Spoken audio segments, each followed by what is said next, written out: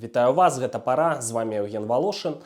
Многія каментатары крытыкуюць нашы сцэнары датычна лютага сакавіка пра тое, што можа дэстабілізавацца рэжым у Расійскай Федэрацыі. А калі гэтага не здарыцца, то самі расейцы могуць паспрабаваць замяніць Лукашэнку. Стаўленік ужо ёсць, гэта Сергей Румас, а таксама за Лукашэнкам прыглядаюць іншыя прарасійскія персоны ў Беларусі. Но я разумею гэтае расчараванне, яны выкліканыя марнымі спадзевамі мінулых месяцаў, мінулых гадоў. Але час выбараў гэта пара сюрпрызаў, і ўвогуле беларуская тэрыторыя рабілася неаднойчы фатальным сюрпрызам для дыктатараў сусветнай значнасці. Наполеон Бонапарт – адзін з самых гераізаваных, рамантызаваных дыктатараў гісторыі чалавецтва. Маем і Перозева Наполеон, і Брэндзі Наполеон. І нядаўна выйшаў фільм Рыдлі Скотта «Наполеон». Сёння можна ў беларускіх кінатэатрах паглядзець гэтую карціну. Мне здаецца, даволі павярхоўная, таму што там не апісана, дзе Наполеон зрабіў сваю фатальную памылку, якая прывяла яго да краху. А здарылася гэта ў канкрэтным месцы ў Беларусі.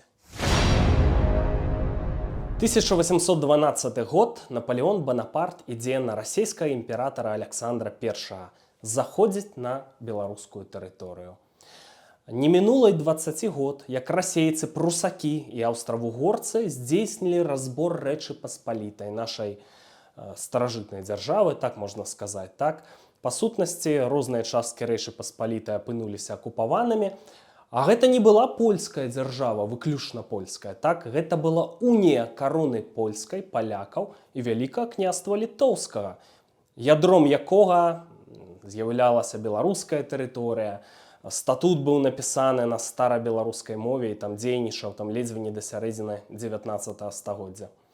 Ну і, канешне, многія шляхцюкі, магнаты, яны марылі пра адраджэнне Вялікага княства літоўскага, хоць зразумела, Наполеон, ягоныя войскі, гэта былі акупанты і месцамі паводзілі сябе як акупанты. Адным з найбліжэйшых паплечнікаў Наполеона Бонапарта быў Дамінік Радзівіл. Гэта не свійскі ардынат, галоўны Радзівіл на той час, а гэта ж быў сусветна вядомы род, такой сур'ёзнай значнасці. Адносіны былі вельмі блізкія. Калі напалеонаўскія войскі заходзілі ў Вільню, сталіцу Вялікага княства літоўскага, то это быў першым зайшоў менавіта полк Дамініка Радзівіла. 1812 год, жнівень, Дамінік Радзівіл і Наполеон Бонапарт апынаюцца ў Віцебску. Планавалася ўвогуле, што гэта не будзе нейкая пабыўка на тузін дзён, а што яны застануцца перазімаваць у Віцебску і далей пойдуць на расейцаў. Але у Віцебску адзначалі дзень народзінаў Наполеона Бонапарта.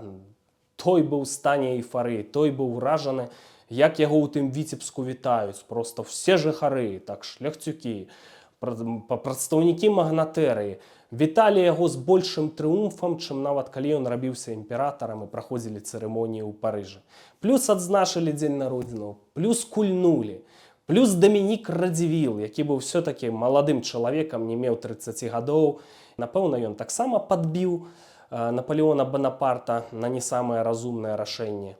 Карацей, 15 жніўня 1812 года Наполеон Бонапарт здзіўляе свае войска, аб'яўляе, што все, нас будуць так трыумфальна паўсюль сустракаць, ідзем на Расею. Напэўна, уявіў, што ён не жывы чалавек, а нейкае бажаство, і так як у Віцебску, так будзе паўсюль. Але так не здарылася. Як паказала гісторыя, да Масквы дайшлі, Крэмль гарэў, але скончылася ўсё дрэнна. Халады, недахоп прадуктаў, давялося адступаць, і Наполеон, хоць і ўзяў Маскву, але прайграў гэтую вайну. Гэты крах адбіўся на ягонай кар'еры. Канчаткова Наполеон страціў уладу, быў разбіты ў 1815 годзе. Дамінік Радзівіл быў з ім да канца, гераічна загінуў у 1813 годзе падчас боя на тэрыторыі заходняй Еўропы. А фатальная памылка была зробленая ў Віцебску, і вядомае месца, і акалічнасці, як гэта ўсё адбывалася.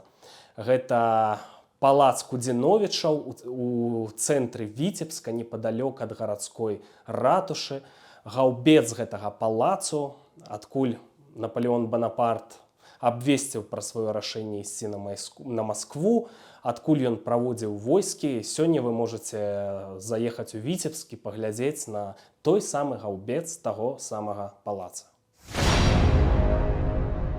Муамар Каддафі, дыктатар Лівіі, канешне, не фігура ўзроўню Наполеона, але ўсё адно такая значная постаць у гісторыі 20-го стагоддзя, 42 гады пры ўладзе. Вельмі шмат падобнага з Лукашэнкам. То ён змагаецца супраць міграцыі, так? То ўжо не змагаецца супраць міграцыі, арганізоўвае правакацыі. Зарабляў на нафце, ну, у Лівіі была свая нафта, так?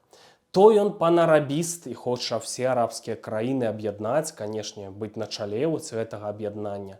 То ён панафрыканіст і ўжо адчувае ў сабе афрыканскую ідэнтычнасць. То ён спрыяе міжнароднаму тэрарызму, то ён змагаецца, асуджае Аль-Каіду і ўжо супраць міжнароднага тэрарызму. Ну, 42 гады пры ўладзе, канешне, майстар балансу. Магчыма, вы помніце, як у 2008 годзе Муамар Каддафі прылятаў у Менск, як ён жыў у такім традыцыйным лівійскім бедуінскім намёце, як абдымаліся з Лукашэнкам. Ну і сапраўды яны камунікавалі.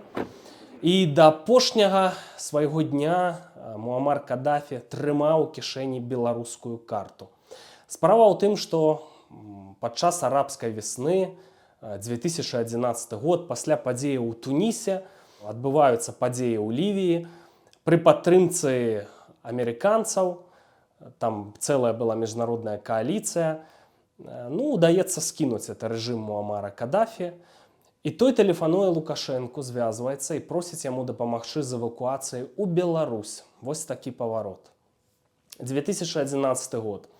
Не так даўно адбыліся выбары, тэракт у метро, падзеі ў Беларусі, спроба, значыцца, наладзіць адносіны з Захадам, і Лукашенка пабаяўся праводзіць такую аперацыю. Ось такая сітуацыя. У выніку Муамара Каддафі вылаўліваюць каля горада Сірт, яго народны горад, і проста знішаюць на капоце пікапа. Там і гвалцяць, і расстрэльваюць, і збіваюць. Карацей, жудасная, жахлівая смерць, яшчэ гэтыя кадры абышлі ўсю планету. Вось такая сітуацыя. Ёсць сведчанне, што Лукашенка з гэтай нагоды вельмі перажываў, што ён не дапамог сябру. Неаднойчы пра гэта ён выказваўся ў СМІ. І калі б Муамар Каддафі не трымаў у кішэні эту беларускую карту, не спадзяваўся на дапамогу Лукашэнкі, магчыма, неяк па-іншаму бы там збудаваў стратэгію сваіх уцёкаў і выжыў бы, быў бы жывы да сённяшняга дня. А так гэтая беларуская карта сапсавала яму стратэгію, і Муамар Каддафі скончыў жыццё жахліва. Ну і трэці герой нашага выпуску – гэта Уладзімір Пуцін, герой пакуль што авансам, я паспрабую патлумачыць. Я перакананы, што сваю фатальную памылку ён здзейсніў не на украінскай тэрыторыі, а на тэрыторыі Беларусі. Гэтая памылка звязаная з Беларусю. Калі вот эта вось акупацыя Крыма, часткі Донбаса, ну, свет цывілізаваны праглынуў это все, і так яно магло цягнуцца доўгімі гадамі, то тое, што Пуцін здзейсніў у Беларусі ў 2020 годзе, гэта будзе мець вельмі сур'ёзнае наступства. А што ён здзейсніў? Выбары 2020 года. Я перакананы, што у значнай ступені дэстабілізацыя ў грамадстве яна была справакаваная Расіяй. І Лукашенка гэта разумеў. Ну, слухайце, не шукалі агентаў НАТО ў Беларусі перад тымі выбарамі, так? Падняўся халівар, калі злавілі вось групу вагнераўцаў, таму што чакалі, што закінуць нейкіх агентаў менавіта расейцы, каб дэстабілізаваць сітуацыю. Тым не менш, расейцы знайшлі ў Лукашэнкі слабае месца. Самая важная дата – это 9 жніўня 2020 года. Так, канешне, беларусы выйшлі супраць там несправядлівасці, супраць фальсіфікацыі. Пэўныя тэлеграм-каналы заклікалі, значыцца, бараніць галасы на выбарах і гэтак далей. Но ў той жа час мы бачылі ў Менску тых жа вайсковых блогераў, якія сёння там на вайне асвятляюць вайну ва Ўкраіне. Той жа Семён Пегаў, так, якога там нават нібыта затрымалі. Я ўпэўнены, што тут Куча было просто агентуры ў Беларусі. Іхная задача было справакаваць паслявыбарчы гвалт. Бо сотні тысяч людзей узбуджаных, пакрыўджаных, так абураных, яны выйшлі не з-за фальсіфікацыяў на выбарах, яны выйшлі таму, што пабачылі сведчанні жудаснага гвалту, калі людзей лавілі, забівалі, там збівалі да паўсмерці, адбівалі ўнутраныя органы. Вось чаму выйшлі людзі 16 жніўня 2020 года. Гвалт. То бок расейцы спланавалі гэту аперацыю, скончылася это тым, што захісталася ўлада Лукашэнкі, і вось ён едзе ў 2020 годзе у Сочы і здае там суверэнітэт Беларусі. Ну а далей вы ўсё ведаеце, так? Наступ расейцаў на Кіеў з беларускай тэрыторыі. Гэта правакацыя, гэта памылка фатальная расейцаў у Беларусі, за яе давядзецца адказваць. І вось якія будуць сцэнары. Сцэнар першы – гэта тое, што ўжо зараз, на наступных выбарах, якія адбудуцца ў Расіі меншым праз 3 месяцы, Пуціна папросту скінуць.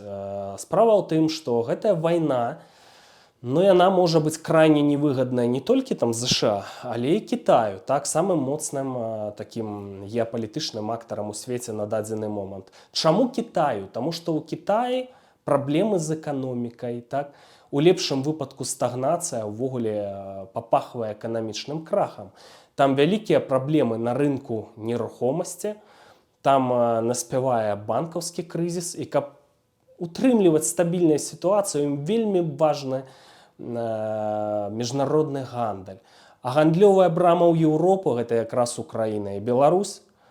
А рэгіён нестабільны, незразумела, што увогуле можа ў кожны месяц успыхнуць. І таму я думаю, што Байден і Сі Цзіньпін згаварыліся наконт таго, каб паспрабаваць знайсці іншых кандыдатаў на ролю кіраўнікоў Расіі, каб, карацей, гэта быў не Пуцін.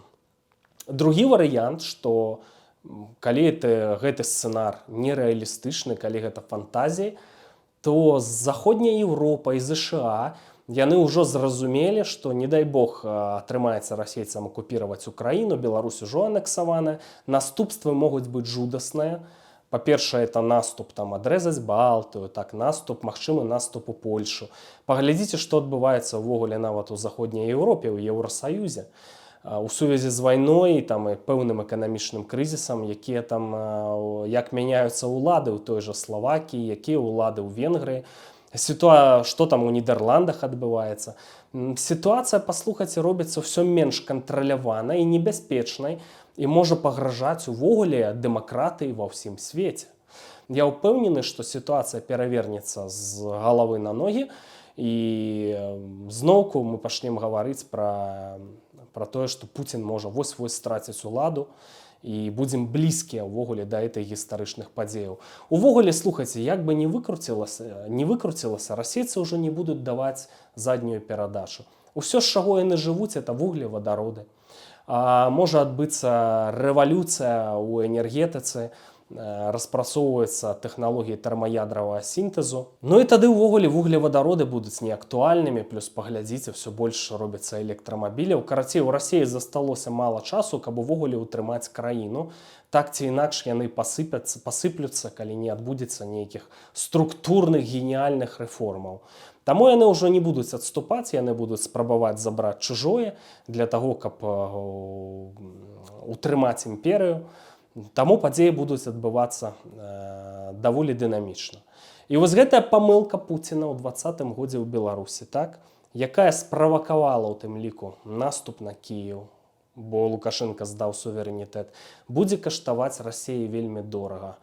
Я думаю, гэты кошт будзе распад Расійскай Федэрацыі. Жыве Беларусь!